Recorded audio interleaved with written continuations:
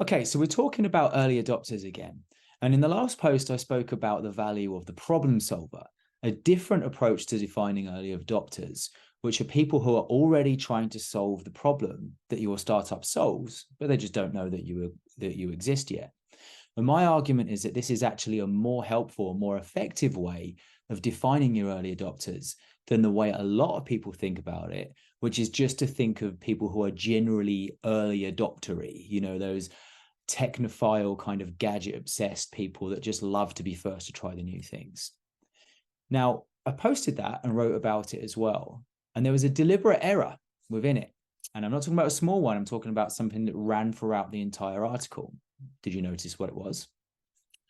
Well, in fact, when Moore wrote his book, he never actually claimed that the early adopter audience should be a technophile audience.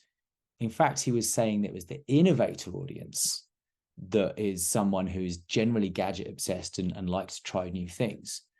So why was I had that whole big rant about early adopters? Because nobody ever talks about innovators. There's a two-part problem here. The first one is that people don't think of early adopters in the problem-solving way. And the second thing is that nobody thinks about innovators at all. In the adoption curve, very clearly the first step and the first point of insertion into a new market is via the innovator audience, but no one ever talks about it. Every single blog post, every single conversation, it's all about starting with your early adopters. And when you look at that innovator audience, then that is kind of where Geoffrey Moore was describing those sort of technophile characteristics. The early adopters he described as being visionaries, people that aren't necessarily first on board on, in our case, in the modern day, in Product Hunt, Kickstarter, Hacker News, anything like that. Rather, the slightly more practical people that just want the best outcome for their life or for their business. And they're open-minded to trying new things, even if they're not absolutely first. So that's how we describe the early adopters. What I want to put to you is that innovators and early adopters are different things, but only looking at innovators as being those technophile, gadget-obsessed audience is also a problem too. Again, in some cases, it can be right for you. But what if your consumer product targets a much older customer, for example? Like my last company, Bright, we made a smart bed that targeted customers more in their 50s and 60s. Are any of those on Product Hunt every day or on Hacker News trying the new things? Not necessarily. So how does that help us? Or what if you're a B2B company targeting a very mature and very sober market? What if you're targeting the banking sector or cybersecurity? Are you going to find early adopters there that will buy your product just because they want to take a risk on something new? Probably not. And what if you have a marketplace where you have two sides to try and get up and running?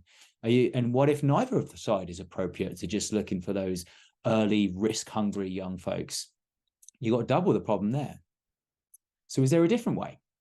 Well, there is, and I know it as the hair on fire model. And this isn't something that is of my own design. This is something I read in a book called Rework by Jason Fried and DHH. And they had this great saying that to get started, you should target customers whose hair is on fire. Because when your hair is on fire, you desperately want someone to give you a solution. And you really hope they're going to give you a solution of a wet towel or a bucket of water to solve your problem with. But if someone hands you a brick, you're going to take that brick and you're going to try your best to solve your problem with it because you are desperate for a solution.